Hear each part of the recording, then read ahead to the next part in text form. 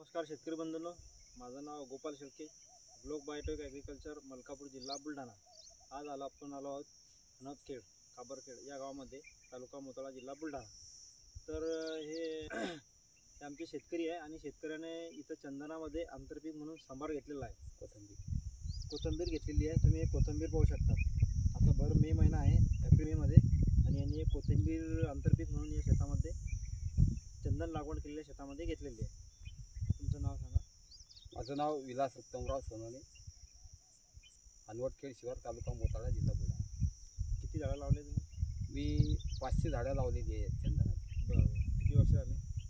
15 ऑगस्टला लावलेली आहे, ते आज 15 ऑगस्टला 2 वर्ष होती चालू। बरं, तुम्ही आंतरपीक म्हणून काय घेतलं? आंतरपीक आतापर्यंत पहिले सुरुवातलीच हा कोथिंबीर लागवड केली आहे। बरं, याच्या अगोदर आंतरपीक आमची पहिल्या वर्षी कपाशी होती, त्याच्यातच तूर होती आणि कपाशीचं भरपूर उत्पन्न मिळालं, तुरीचंही उत्पन्न मिळालं, आणि एवढ्या कडक उन्हाळ्यात ते पीक काढल्यानंतर आता कोथिंबीर लागवड केली आणि हा कोथिंबीर तुम्हाला दिसून राहिला।